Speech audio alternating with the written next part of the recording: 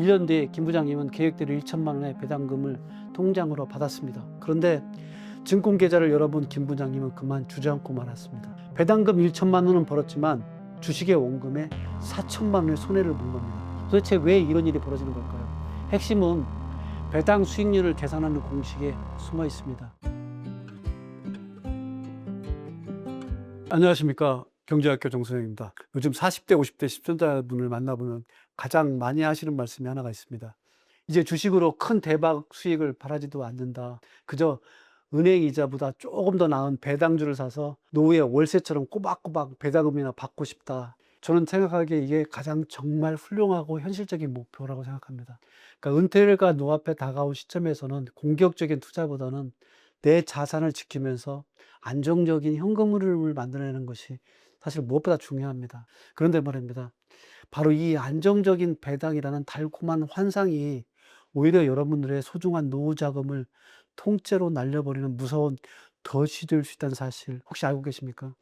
오늘 이 시간에는 배당금 좀 조금 더 받아보려다가 원금까지 몽땅 날리게 되는 이른바 배당 함정에 대해서 낱낱이 헤쳐보겠습니다. 사고공국이 은퇴 준비를 한다면 오늘의 영상 반드시 끝까지 보셔야 합니다. 주식시장에서 투자자들을 유혹하는 가장 강력한 무기 중에 하나가 바로 고배당입니다. 은행 예금 이자가 기껏해야 3에서 4%인데 이 주식은 가만히 들고만 있어도 매년 10%의 배당으로 여러분들에게 안겨드립니다. 이런 기사나 추천 유튜브 아마 여러분들 많이 보셨을 겁니다. 정말 이런 유튜브 보게 되면 솔깃합니다. 1억 원을 투자하면 매년 1천만 원의 현금이 들어온다는 말인데 마다할 이유가 전혀 없습니다. 하지만 여기서 우리가 가장 흔하게 겪는 일반적이고 치명적인 실수 사례 하나를 갖다가 여러분들에게 들어보겠습니다. 은퇴자금 1억 원을 가진 50대 김 부장님이 있습니다. 어느 날 배당 수익률이 무려 10%에 달하는 A기업의 주식을 발견합니다. 이거다 싶어서 1억 원을 전부 A기업에 투자합니다. 1년 뒤에 김 부장님은 계획대로 1천만 원의 배당금을 통장으로 받았습니다. 세금을 떼고 꽤 쏠쏠한 금액이 들어와서 기분이 좋습니다. 그런데 증권 계좌를 열어본 김 부장님은 그만 주저앉고 말았습니다. 1억 원어치를 샀던 주식의 가치가 6천만 원으로 반토막이 나 있었기 때문입니다.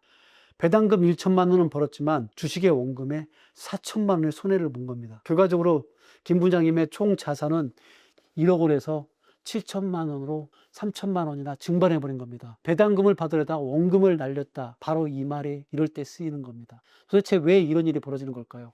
핵심은 배당 수익률을 계산하는 공식에 숨어 있습니다.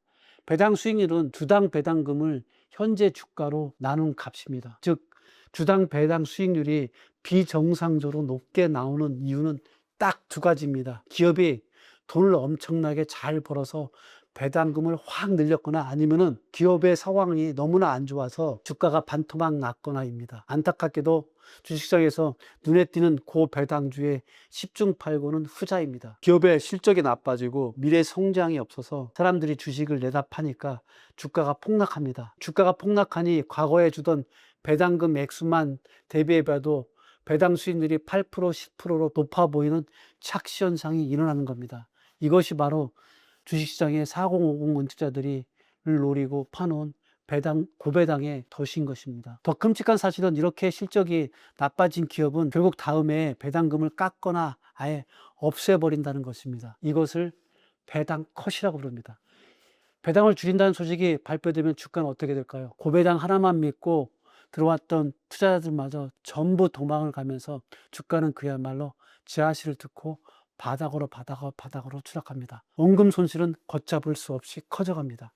그렇다면 우리 4059 투자자들은 안전하게 배당 투자를 하려면 어떻게 해야 할까요? 첫째, 배당 수익률이 아니라 배당 성향을 보셔야 합니다. 배당 성향이란 기업이 벌어들인 순이익 중 얼마를 배당으로 지급하는 데를 나타내는 비율입니다. 만약 어떤 기업이 100원을 벌었는데 배당금으로 120원을 준다면 회사가 빚을 내거나 과거에 모아둔 쌈짓돈을 헐어서 배당을 내주고 있다는 뜻입니다.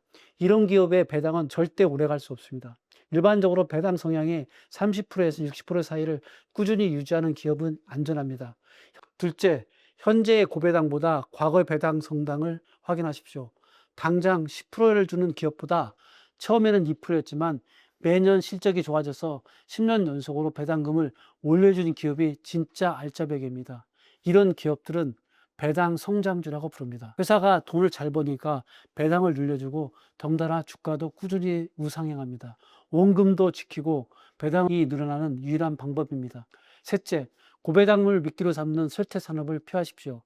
사업에 한계가 부딪혀 더 이상 투자할 곳이 없는 기업이 주주들을 달래기 위해 억지로 배당금을 많이 주는 경우가 있습니다. 하지만 시대의 흐름에 뒤처진 기업의 주가는 결국 우하향으로 갈 수밖에 없습니다. 배당 투자의 핵심은 배당이 아니라 그 기업의 본업이 얼마나 튼튼한가 여기에 먼저 보는 것에 있습니다. 여러분, 은퇴자금은 우리가 평생을 바쳐 모아온 피 같은 돈입니다. 절대 허투루서 잃어서는 안 되는 마지막 보루입니다. 눈앞에 보이는 8%, 10%라는 화려한 숫자표에 속지 마십시오.